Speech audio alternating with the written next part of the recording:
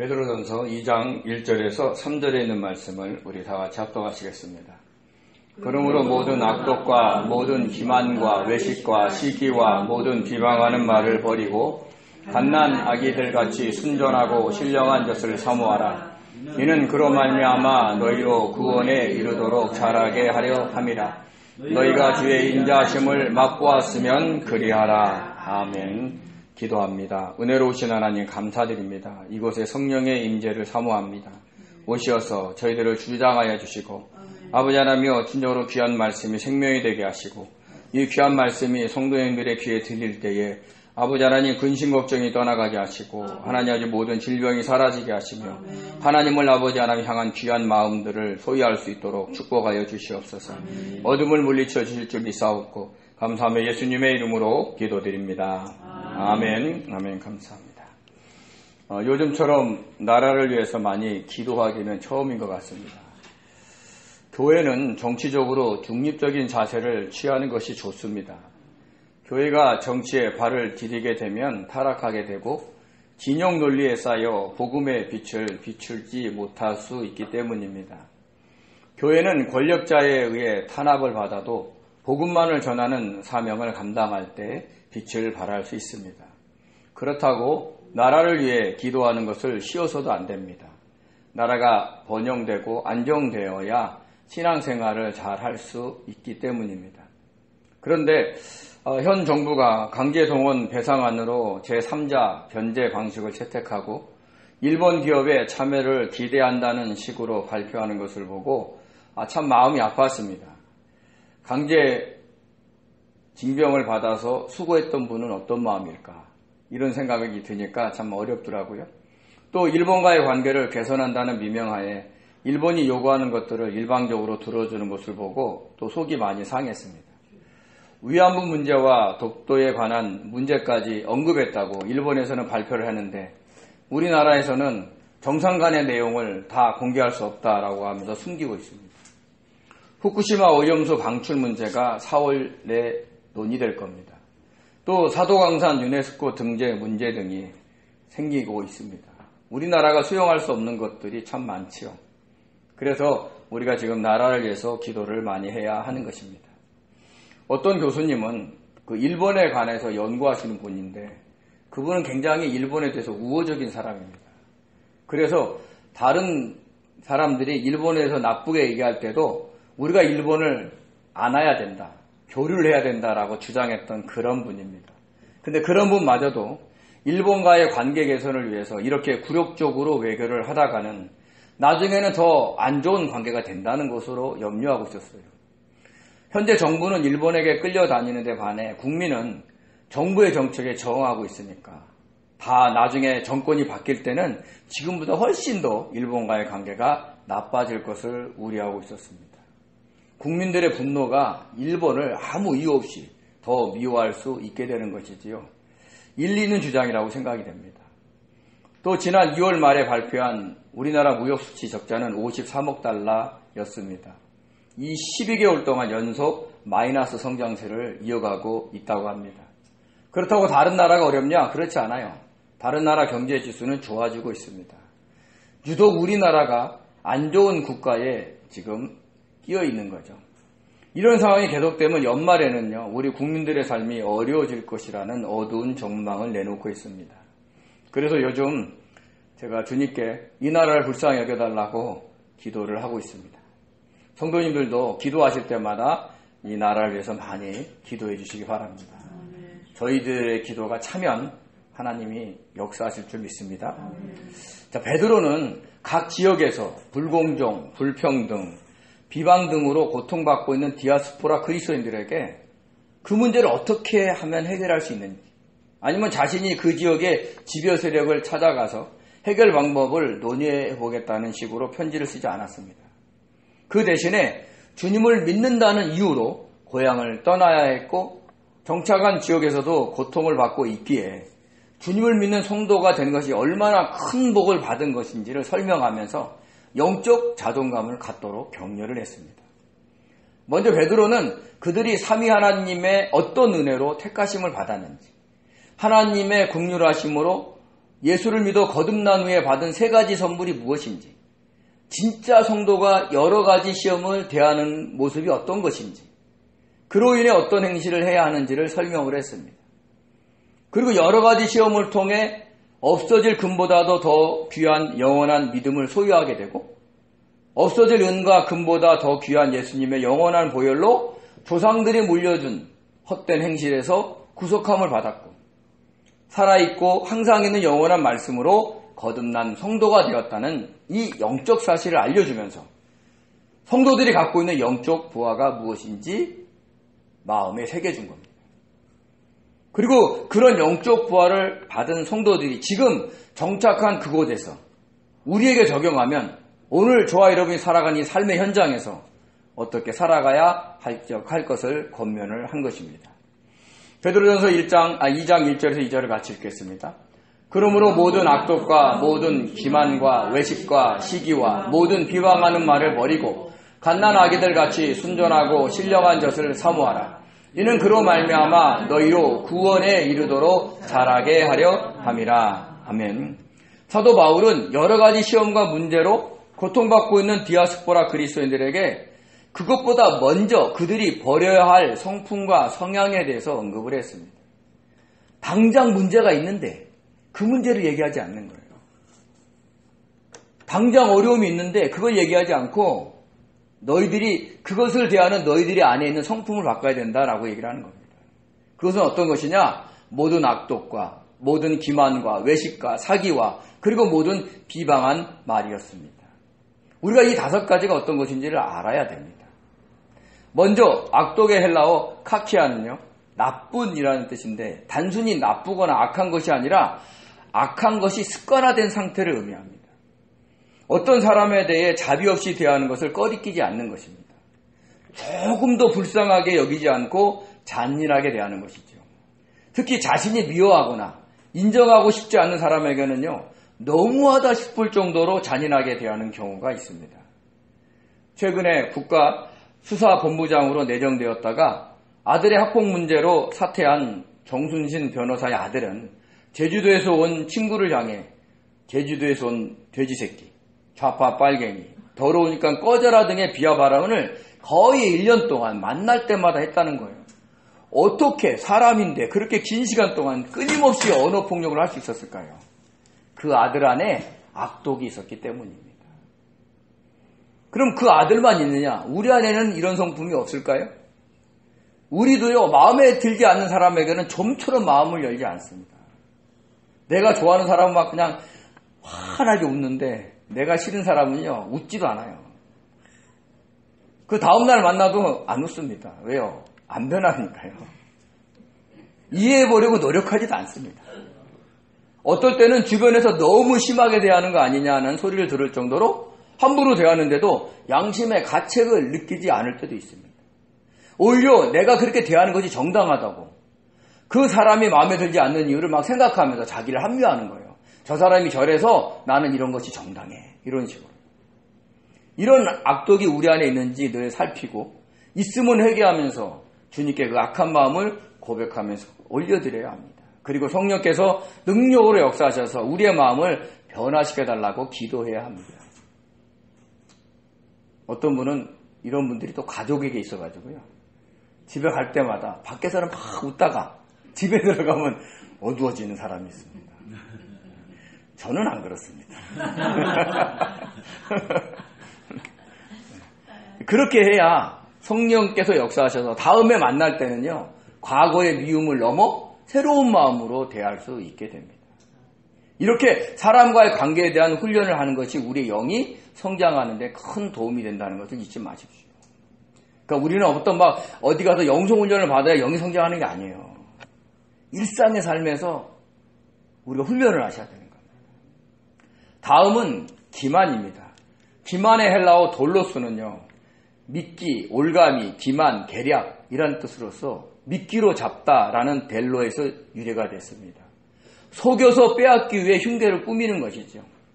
요즘도 기만적인 행위가 얼마나 많은지 모릅니다. 특히 우리 사회에서는요, 금융에 관한 기만적인 행위가 참 많습니다. 2호선 가시면 꼭 첫째 칸을 한번 타보시기 바랍니다. 그러면 이런 위쪽에 큰 광고가 이렇게 게재되어 있습니다. 같은 내용의 관계가 쭉 붙어 있는 거죠. 그래서 읽어보니까 똑같은 내용이 많아요. 근데 대부분 보이스피싱 유형을 적어 놓은 것입니다. 아빠 바빠? 난데 휴대폰 액정이 깨져서 수리 맡겼어. 인증이 안 돼서 그러는데 앱 좀 설치해 주라. 그리고 카톡을 해서 앱을 설치하면 개인정보를 싹 빼서 대출을 받아간다. 또 해외 결제 완료 85만 3천 원. 본인이 아닐 경우 문의바람. 이런 문자가 온답니다. 해외에서 결제한 경우가 없으니까 전화를 할 거 아니에요? 그래서 확인한다고 개인정보를 물어보면서 그것으로 이용해서 예금을 인출을 하거나 대출을 받아간답니다. 우리 은행, 누구누구 은행 정부 지원 저금리 대출 대상자가 됐다고 상담 문의 전화로 문자가 온답니다. 그러면 급하니까 상담을 하죠. 그럼 다양한 방법으로 돈을 요구하거나 개인정보를 빼가서 그들에게 나쁜 불이익을 행하는 거죠. 이외에도 핸드폰 번호를 도용해서 PC로 물건을 산다든지 대출을 받는 경우가 있습니다. 그래서 특별히 PC를 이용하여 단체 문자를 보낼 일이 없는 분들은 번호 도용 문자 서비스 번호 도용 차단 서비스를 신청해 두라고 합니다. 그래야 다른 PC에서 우리 핸드폰으로 어떤 나쁜 일을 하지 않을 수 있습니다. 또 택배 피싱이 있습니다. 배송지가 잘못됐다고 상품이 반송됐으니까 연락 달라고 문자가 온답니다. 우리가 얼마나 많이 택배를 주문합니까? 그러니까 전화를 하죠. 그러면 그 고객이 맞는지를 알고 정보를 물어보면서 개인정보를 빼내가고 또 그것으로 해서 각종 대출을 받아 챙깁니다. 이런 보이스피싱뿐만 아니라 전세 사기, 펀드 사기 그런 등이 난무합니다. 요즘 같으면요 정말 살얼음을 걸어가듯이 전화 받는 게 무서워요. 조심조심하면서 살지 않으면 안 되는 세상이 되었습니다.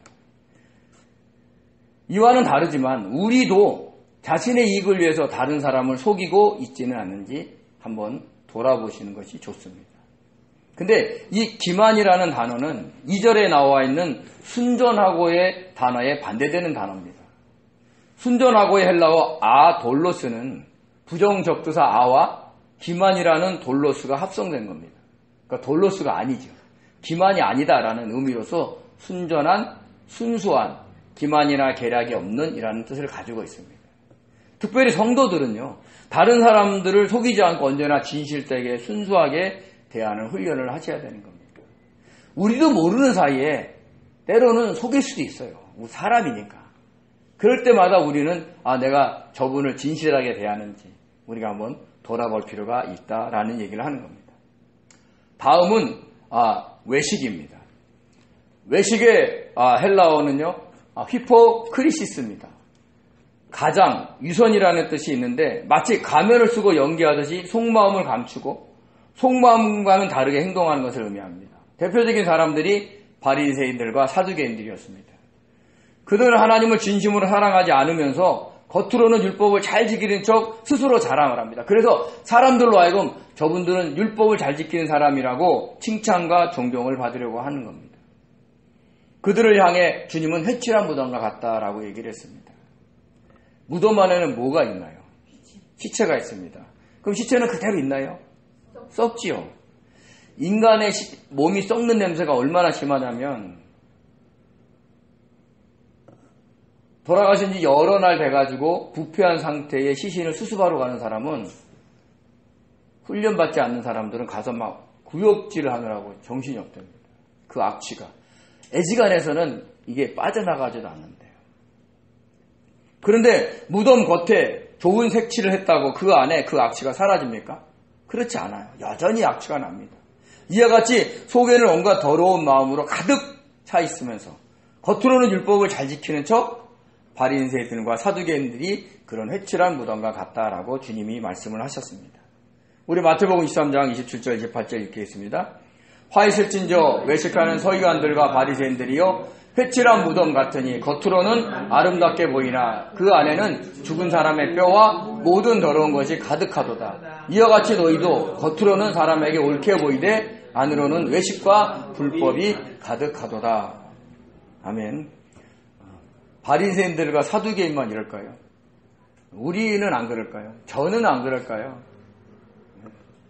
저는 이거를 다른 사람을 향해서 저 사람도 그렇습니다라고 얘기하기 이전에 저를 돌아보면 저도 할 얘기가 없습니다.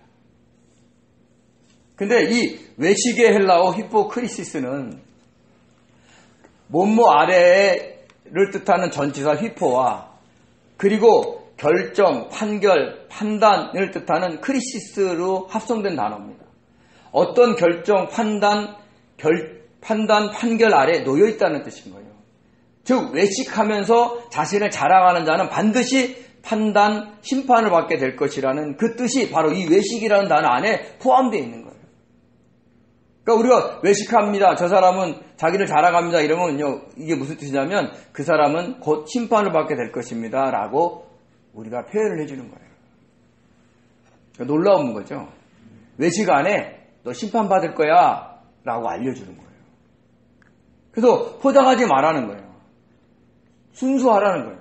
겉과 속이 같으라는 얘기를 하는 겁니다. 근데 어려워요. 겉과 속이 같을 사람이 누가 있겠어요? 안 됩니다. 그래서 우리는 하나님 제가 겉과 속이 좀 같게 해달라고 기도해야 되는 거예요. 아니 내가 사랑하는 가족들에게는 겉과 속이 같은데 왜 내가 다른 사람들 할 때는 겉과 속이 다릅니까? 이거를 우리가 품에 안고 고민하고 기도하셔야 되는 거예요. 그래서 우리들이 바꿔나가야 되는 겁니다. 할 수만 있으면 겉과 속이 같은 사람이 되시기를 바랍니다. 하나님께서는 이렇게 자기를 포장하고 자랑하는 것을 무척 싫어하십니다. 우리 예레미야 9장 23절 24절 같이 읽겠습니다. 여호와께서 이같이 말씀하시되 지혜로운 자는 그 지혜를 자랑하지 말라. 용사는 그의 용맹을 자랑하지 말라. 부자는 그의 부함을 자랑하지 말라. 자랑하는 자는 이것으로 자랑할지니 곧 명철하여 나를 아는 것과 나 여호와는 사랑과 정의와 공의를 땅에 행하는 자인 줄 깨닫는 것이라. 나는 이 일을 기뻐하느라 여호와의 말씀이니라. 아멘.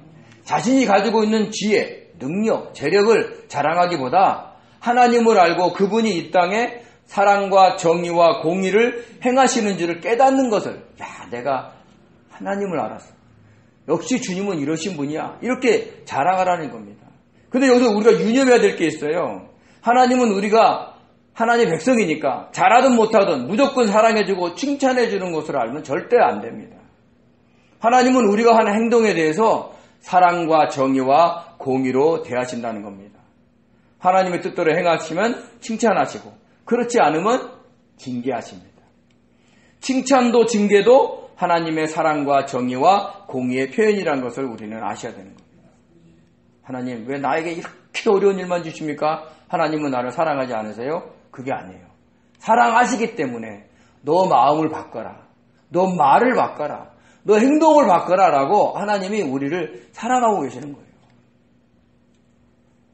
이것을 알고 칭찬을 받을 때도 감사하며 겸손하게 계속 하나님의 뜻대로 살고 징계를 받을 때도 감사하면서 회개하며 돌이켜 하나님의 뜻대로 살아가야 하는 겁니다. 제가 주님의 뜻대로 살지 않고 제 뜻대로 사니까 이런 어려운 일로 징계하심에 감사합니다. 저의 뜻과 고집과 자존심을 내려놓고 주님의 뜻대로 살겠으니 성령께서 도와주시옵소서라고 기도해야 되는 겁니다. 이것이 자신을 자랑하지 않고 주님을 의지하는 것입니다. 저와 여러분이 이렇게 자기를 하나님께 드리면서 바꿔나갈 수 있는 능력의 소유자들이 되시기 바랍니다. 다음은 시기입니다. 시기의 헬라어 푸도도스는요. 자기가 원하는 것을 타인에게서 빼앗는 것이고요. 거기에 해당되는 동요, 질투, 젤러스는 타인이 소유하고 있는 것을 가지고 싶어하는 욕망을 의미하고 있습니다. 아버지 야곱의 총애를 받는 요셉을 시기 질투한 형들은 아버지의 총애를 빼앗기 위해 요셉을 미디안 상인에게 팔아 넘겼습니다. 그러니까 동생을 팔아 넘긴 거죠. 시기 질투가 얼마나 무서운지 우리는 아셔야 됩니다. 더군다나 아버지에게는 요셉의 겉옷에 짐승의 피를 묻혀서 맹수에게 죽임을 당한 것 같다고 거짓말로 이야기를 했습니다. 형제를 팔아넘길 정도로 아버지를 속일 정도로 시기 질투가 그렇게 무서운 겁니다. 어느 나라의 여러 정치인들이 바닷가를 거닐고 있었어요. 그리고 그들이 논의하는 얘기는 뭐냐면 자신들의 정적을 어떻게 하면 제거할까 전략을 짜고 있는 겁니다. 그때 그들은 개를 잡고 있는 어부를 만났다고 합니다. 근데 그 어부는 개를 잡고 바구니에 부지런히 넣고 있었어요. 근데 바구니에 뚜껑이 없었습니다. 그럼 어떻게 됩니까? 도망가죠. 그래서 정치인이 그 어부에게 얘기를 했습니다. 바구니에 뚜껑이 없군요. 그러면 개들이 다 도망칠 텐데요? 그러자 어부가 껄껄껄 웃으면서 아무 걱정하지 마세요. 이 개들은 정치인들과 비슷한 동물이라서 한 마리가 기어 올라가면 다른 놈이 못 올라오게 그걸 끌어내린답니다. 어느 시대에 어느 나라 정치를 봐도 다 그런 모습 아닙니까? 누구 하나 잘된 거 꼴을 못 봐요. 이런 시기 질투를 이용해서 나라를 정말로 힘들게 하는 이 사탄의 계략에 가장 판을 치고 있는 것이 우리나라에서는 여의도입니다. 상대방을 훌륭하다고 얘기하는 정치인을 제가 보수 진영이나 진보 진영에서 본 적이 없어요. 무슨 말을 하면 어떻게 하면 그렇게 좋은 얘기를 해도 나쁘게 표현하는지 잘 모르겠어요. 그 참 능력인 거예요. 또 유대인들에게 구전으로 내려오는 민담이 있답니다. 어느 날 천사가 어떤 여인에게 나타났어요. 그래서 내가 너를 축복해 주겠다. 그리고 한 가지 더 추가해서 너가 원하는 친구에게는 2배의 축복을 해주겠다. 그러니까 너가 원하는 것이 무엇인지 그리고 그 2배의 축복을 해주는 친구가 누구인지 나에게 알려주라. 이렇게 얘기를 했습니다. 그러자 그녀가 자기가 시기 질투하는 여자친구를 떠올린 거예요. 그리고는 그녀가 천사에게 얘기를 했습니다. 천사님, 제게 주실 축복을 갑절을 하실 친구가 누구누구 있습니다. 그런데 제가 바라는 축복은 제 한쪽 눈이 머는 겁니다. 그럼 갑절의 축복을 받으면 어떻게 돼요? 양쪽 눈 다 머는 거예요. 자신의 한쪽 눈이 멀어서라도 시기 질투하는 여자친구가 2눈 다 머는 그것을 보고 싶다는 거예요. 이게 시기 질투의 마음이 얼마나 무서운지를 단적으로 보여주는 예화입니다. 사울왕은 어떤 왕입니까? 다윗을 시기 질투해서 10여 년을 쫓아다닌 사람입니다. 근데 원래 다윗왕은 사울왕을 도와준 사람이에요. 골리앗 장군을 물리쳤어요. 그때 얼마나 사울왕이 좋아했는지 몰라요. 너무 좋아해서 자기 가까이 두려고 했던 겁니다. 근데 여자분들이 말씀이 많으신 여자분들이 제가 어제도 결혼식장에 갔는데 그 부산을 갔거든요. 근데 경상도 분들이 모이니까 이게 완전 자갈치 시장에 온 것 같아. 결혼식장. 근데 여자분들 목소리가 거의 뭐 쩌렁쩌렁합니다. 더군다나 나이가 드셔가지고 이제 배는 게 없다 보니까 제가 그래서 한 번 더 느꼈습니다. 나이 드신 여자분들은 강하다. 말씀이 많으시다. 이 여자분들이요, 사울이 죽인 자는 천천히요, 다윗이 죽인 자는 만만이다. 아니 그냥 사울이 죽인 자는 천천히요, 다윗도 천천히요 이러면 되는데 꼭 비교해서 얘기하는 거예요. 우리도 누구를 얘기할 때 꼭 비교하면 안 돼요. 근데 우리는 너무 비교를 잘해요. 아들한테 무슨 얘기할 때도 옆집 아들은 어떻다 뭐 이렇게 얘기를 해요. 그러지 말아요. 그냥 순수하게 그분만 얘기를 해야 됩니다. 그래서 그 소리를 들은 사울왕이 시기가 발동돼서 다윗왕을 죽이려고 했던 겁니다. 이렇게 시기 질투가 무서운 것이고 서로에게는 얼마나 많은 불행입니까? 사울왕은요 악령에 치달렸어요. 다윗왕은요 10여 년 동안 광야 생활을 했습니다. 우리 잠언 14장 30절을 같이 읽겠습니다. 평온한 마음은 육신의 생명이나 시기는 뼈를 썩게 하느니라. 아멘. 야고보서 3장 16절입니다. 시기와 다툼이 있는 곳에는 혼란과 모든 악한 일이 있음이라. 아멘. 고린도서 3장 3절입니다. 너희는 아직도 육신에 속한 자로다. 너희 가운데 시기와 분쟁이 있으니 어찌 육신에 속하여 사람을 따라 행함이 아니리요. 아멘. 영에 속한 성도는 이 땅의 것을 생각하기보다는 위의 것을 생각하기 때문에 그것이 사탄의 계략인 줄 알기에 시기하지 않으려고 다툼이나 분쟁을 일으키지 않으려고 노력을 합니다. 시기 질투가 생기고 다툼과 분쟁이 일어나려고 하면 자신의 것을 내려놓고 손해보고 희생을 합니다. 이것이 지혜로운 성도가 사탄의 계략을 물리치는 방법입니다. 제가 아는 어떤 목사님은 다른 목사님의 모함으로 교회를 누가 섬기냐에 대한 주도권 싸움이 일어났습니다. 그 교회는 재산이 엄청 많았어요. 그래서 누구든지 담임 목사님이 되면 쉽게 얘기해서 목회길이 열려있는 겁니다. 근데 제가 아는 그 목사님이 우선순위가 있었어요. 근데 그분이 다른 목사님이 법정에까지 이걸 들고 가니까 다 내려놓고 포기를 해버렸어요. 주변에서 엄청 말렸죠. 그 아까운 걸 왜 포기하냐고. 근데 제가 아는 그 목사님이 지혜로운 거예요. 이 땅에 재산이 그게 얼마나 있으면 얼마나 있겠냐는 거예요. 분란이 일어나서 성도들 마음에 상처를 주면 그보다 더 힘든 것이 없는 겁니다. 그건 그 목사님이 사탄의 계략을 이기시는 겁니다. 근데 그렇게 우리가 시기질투가 문제라는 것을 알면서도 시기질투가 생기면 어떻게 됩니까? 주님께 자신의 마음을 솔직히 고백하면서 그런 마음이 생기지 않도록 해달라고 기도하셔야 돼요. 그러면 성령께서 역사하셔서 시기하려는 마음, 다투려는 마음을 사라지게 해주십니다. 이런 놀라운 경험을 해야 돼요. 우리는 보통 성령의 역사라면 막 질병이 치유되고 어떤 문제가 해결되는 것을 성령의 역사로 우리는 생각이 듭니다. 그러나 이렇게 우리 자신의 마음에 변화가 일어나는 것도 성령의 놀라운 역사라는 것을 잊지 마시기 바랍니다. 그런데 치유의 역사는 드물게 일어나지만 이런 우리의 마음이 변화의 역사는 매일 자주 우리가 경험할 수가 있습니다. 우리가 주님을 찾고 성령을 의지하면 우리는 오늘도 몇 번씩 이런 마음의 변화를 경험할 수 있게 되는 겁니다. 그런 경험을 할 줄 아는 복된 성도님들이 되시기 바랍니다. 다음은 5번째로 비방하는 말입니다. 비방의 헬라어 카탈랄리아는요, 험담, 욕, 비방이라는 뜻이 있습니다. 중상모략하거나 악한 말을 지어내어 나쁘게 말하는 것을 의미합니다. 하지도 않는 일을 했다고 하고 한 일을 하지 않았다고 하면 얼마나 억울하겠습니까? 여기서 속이 타 죽습니다. 아니면 어떠면 속 터져 죽는다 그러죠. 특히 정치인들은 자신의 인지도를 높이기 위해서 다른 정치인들을 대놓고 비방을 합니다.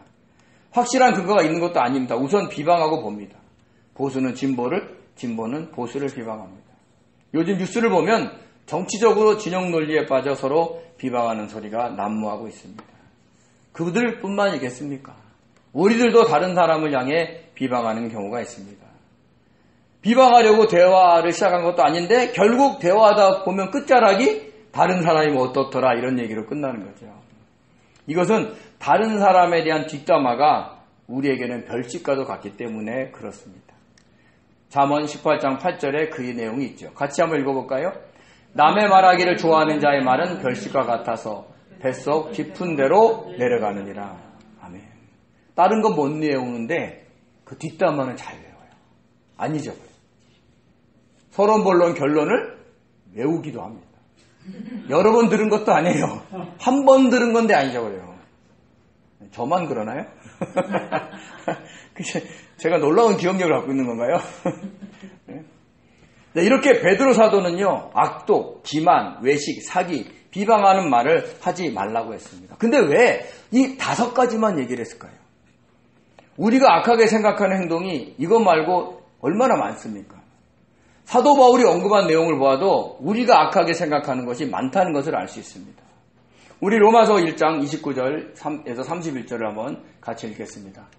곧 모든 불의, 추악, 탐욕, 악의가 가득한 자요, 시기, 살인, 분쟁, 사기, 악독이 가득한 자요, 수근수근하는 자요, 비방하는 자요, 하나님께서 미워하시는 자요, 능욕하는 자요, 교만한 자요, 자랑하는 자요, 악을 도모하는 자요, 부모를 거역하는 자요, 우매한 자요, 배악한 자요, 무정한 자요, 무자비한 자라.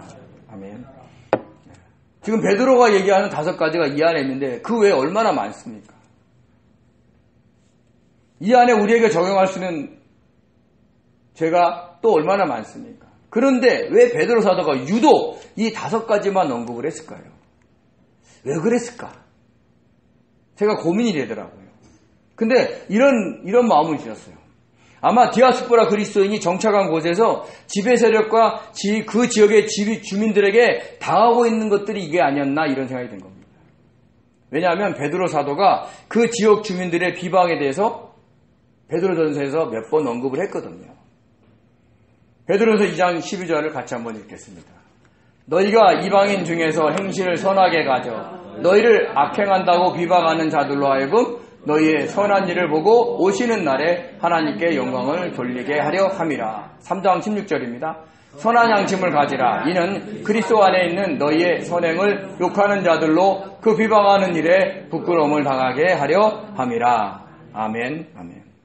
베드로전서 2장 12절에 있는 말씀은 디아스포라 그리스도인들을 비방하는 원주민들이 그들의 선행을 보고 자신들이 비방한 것을 뉘우치며 하나님께 영광을 돌리게 하라는 겁니다.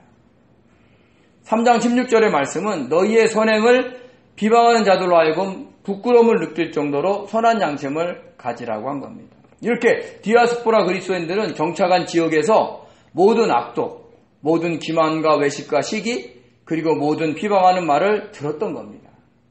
특별히 잘못하지 않았는데도 볼 때마다 무시하고 욕하고 깔봅니다. 한때 우리나라 사람들이요, 동남아 사람들이나 흑인들이 우리나라에 오면 그렇게 무시하고 불이익을 준 적이 많습니다. 그래서 외국인 노동자들이 우리나라에 참 많은 피해를 받습니다. 악하게 보는 거예요. 왜요? 우리보다 못한 국민이기 때문에. 또 그들이 그 지역의 물정을 잘 모를 때 속이고 시간과 재산을 빼앗아 갔습니다. 보통 우리가 해외에 이민을 가면 한국 사람은 꼭 한국 사람한테 사기를 당합니다. 왜냐하면 그 나라 가서 은행 일이나 어떤 관공서 일을 모르니까 그분들이 하는 대로 다 한다는 거예요. 그러다가 처음에 가져간 재산을 많이 빼앗긴 사람들이 많다고 했습니다. 디아스포라 그리스도인들이 아마 그 지역에서 그런 불이익을 당했던 것입니다. 또 그들은 자신들을 그 지역에서 대단한 사람으로 포장하며 자랑을 했을 겁니다. 그리고 성도들이 그 지역에서 잘 정착하면 시기 질투하면서 그가 높은 데 올라가는 것을 방해했을 겁니다. 방해할 때는 어떻게 했을까요? 온갖 말을 지어내서 비방을 했겠죠. 이런 일들을 수없이 당했을 거니까 얼마나 힘들고 억울했겠습니까? 그래서 자신들도 당한 것만큼 갚아주고 싶었을 겁니다. 사실 구약 성경에는요, 너희들이 당한 것만큼 갚아주라는 동해 보복법이 있습니다. 레위기 24장 19절과 20절을 한번 같이 읽겠습니다. 사람이 만일 그의 이웃에게 상해를 입혔으면 그가 행한 대로 그에게 행할 것이니 상처에는 상처로, 눈에는 눈으로, 이에는 이로 갚을지라. 남에게 상해를 입힌 그대로 그에게 그렇게 할 것이며. 아멘. 어떤 사람에게 상해 당한 부위에 그대로 갚아주라는 겁니다. 그러나 신약에서는요, 뭐라 그래요? 원수를 갚지 말고 하나님의 진노하심에 맡기라, 이렇게 얘기했죠.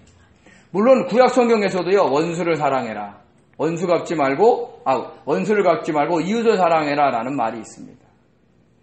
우리 레위기 19장 18절에 있는 말씀을 보겠습니다. 원수를 갚지 말고 동포를 원망하지 말며 내 이웃 사랑하기를 내 자신과 같이 사랑하라. 나는 여호와니라. 아멘. 로마서 12장 17절에서 19절에 있는 말씀입니다. 아무에게도 악을 악으로 갚지 말고 모든 사람 앞에서 선한 일을 도모하라. 할 수 있거든 너희로서는 모든 사람과 더불어 화목하라. 내 사랑하는 자들아, 너희가 친히 원수를 갚지 말고 하나님의 진노하심에 맡기라. 아멘. 신약에는 더 강력하게 얘기를 합니다. 구약에서는요, 원수를 갚지 말라고 하면서도 상해를 입었을 경우에는 상처에는 상처로, 눈에는 눈으로, 이에는 이로 갚으라고 했습니다. 그러니까 이웃에게 직접적으로 폭력을 행사하는 것을 금하려는 의도가 더 강했던 겁니다. 근데 전반적으로 보면 구약에서도 원수를 직접 갚지 말라라고 얘기를 했어요. 그렇지만 신약에서는요, 악을 악으로 갚지 마라. 왜? 보복하는 것은 악이기 때문에 그래요. 억울해도 주님께 기도하면서 맡겨야 합니다. 당한 것만큼 갚아주고 싶어도 주님이 좀 갚아주세요 라고 기도하면서 참고 견디고 인내해야 하는 겁니다. 그래야 그 인내를 온전히 이루어서 없어질 금보다도 더 귀한 영원한 믿음을 소유할 수 있기 때문인 겁니다. 당장은 억울하지요. 근데 우리가 참고 견디면 그 영원한 믿음을 소유하게 된다는 것을 잊지 마시기 바랍니다. 그러면서 베드로 사도는 그 5가지를 버리라 라고 강조를 했습니다. 당한 것만큼 갚아주고 싶은 마음을 내려놓으라 라는 뜻을 가지고 있는 겁니다. 버리다의 헬라어 아포디테미는 벗어버리다, 버리다, 집어넣다라는 뜻이 있습니다. 못못에서 못모로부터의 아포와 놓다, 두다, 지정하다의 디테미에서 유래됐어요. 그러니까 못못에서 내려놓다, 두다라는 것이 버리다라는 뜻을 갖고 있는 거예요. 그러니까 이 5가지를 내려놓으라는 뜻입니다. 우리의 타고난 성품과 성향 속에도 이 5가지들이 들어있습니다. 다른 사람을 향해서 악독하고 기만, 외식, 사기, 비방하는 말이 분명히 있을 겁니다. 그것을 내려놓아야 됩니다. 저와 여러분이 분명히 알아야 될 게 뭐냐면 성도에게 주어진 사명은 복음을 전해야 하는 사명도 있지만 자신의 타고난 성품과 성향을 변화시킬 사명이 있다는 것을 잊지 마시기 바랍니다. 하다못해 자신이 전도를 못할 때 우리는 전도에 대한 사명에는 우리가 열심히 하려고 전도하는 대원들에게 물질로 돕는다든지 여러 가지로 어떻게 하든지 협력해서 전도를 해야 되겠다라는 사람들은 생각보다 많습니다. 그런데 자기의 타고난 성품과 성향을 변화시키려는 그 사명에 대해서는 잘 몰라요. 이 외에도요, 조급하거나 화를 잘 내거나 짜증을 잘 내는 성품도 바꿔야 하고 게으르고 무관심한 성품도 바꿔야 되는 거예요. 근데 이런 것들에는 거의 관심이 없어요. 그래서 성도인데 세상 사람들과 별 차이가 없이 살아가는 거예요. 신앙생활을 많이 하고 있는데 바뀌지가 않아요. 이 사명을 몰라요. 전도의 사명은 아는데 성품이 바뀌어야 된다는 사명은 인식하지 못하는 겁니다. 그러므로 우리는 분명히 아셔야 될 게 복음을 전하는 사명과 타고난 성품과 성향을 변화시키는 사명이 같이 있다는 것을 잊지 마시기 바랍니다. 이 타고난 성품과 성향을 변화시키는 게 바로 성화의 단계예요. 근데 우리가 이렇게 바뀌는 게 어떤 거냐? 우리의 영이 자라는 거거든요. 우리 자신이 영적으로 성장하고 있다는 것을 알 수 있는 방법이 뭐냐? 눈으로 확인할 수가 없어요. 우리 영이 보입니까? 영신 하나님도 안 보이는데 우리 영이 얼마나 보입니까? 청진기로 한번 가슴에 대면 우리 영이 얼마나 성장하나 알 수 있을까요? 초음파를 대면 임신한 아이의 얼굴을 보듯이 우리 영이 이렇게 성장했구나 이렇게 볼 수 있을까요? 못 봅니다. 근데 우리가 내가 영적으로 성장하구나를 알 수 있는 게 뭐냐면 자신의 생각과 성품이 바뀌는 것을 보면 알 수 있어요. 자기만 알았던 사람이 주님으로 인해 다른 사람의 형편을 살핀다든지 미워했던 사람을 주님으로 인해 이해하고 사랑하고 품고 섬기는 마음이 생긴다든지 자기 것을 남에게 주지 않았던 사람이 주님으로 인해 다른 사람에게 나눠준다든지 이런 변화가 있다면 또 언제나 기뻐하고 감사하고 평안하게 살려고 한다면 타고난 성품과 성향이 변화되고 있는 겁니다. 우리의 영이 성장하고 있는 거죠. 그러므로 없어질 금보다도 더 영원한 믿음을 소유하고 싶으시다면 타고난 성품과 성향을 변화시키는 사명을 잘 감당하시기 바랍니다. 그렇게 변화되는 것이 주님을 기뻐하게 하시는 거예요. 우리는 맨날 주님의 기쁨 되길 원합니다 라고 얘기하면서 우리를 변화시키지 않습니다. 저와 여러분을 변화시킬 수 있는 것은 우리 자신도 아니에요. 매일 주님께 자기의 상태를 말씀드리고 성령의 도우심을 구하면서 그분으로 인해서 우리가 변화돼야 돼요. 내가 오늘은 좀 마음을 넓게 가져서 이 사람을 이해해버리겠다. 잘 안 돼요. 기도하셔야 돼요. 그러면 내가 하지 않았는데 미워하는 마음이 없고 내가 하지 않았는데 그 사람을 이해하는 마음이 생기는 겁니다. 그럴 때 우리가 영이 성장돼서 주님이 기뻐하시는 자로 변화될 수 있다는 것을 아시고 그런 복된 길로 달려가는 귀한 성도 되시기를 예수님의 이름으로 축원드립니다. 기도하겠습니다. 은혜로우신 하나님 아버지 감사드립니다. 저희들에게 복음 전도의 사명이 있는 것과 동시에 타고난 성품과 성향을 변화시켜야 되는 사명이 있음을 알게 하시고 깨닫게 하시고 아버지 일상의 삶 속에서 아버지 하나님 그 사명을 감당해서 영이 성장하고 그로 인해서 주님께 기쁨을 받는 아버지 하나님 귀한 성도들이 될 수 있도록 축복하여 주시옵소서. 함께 하신 걸 믿고 감사하며 예수님의 이름으로 기도드립니다. 아멘.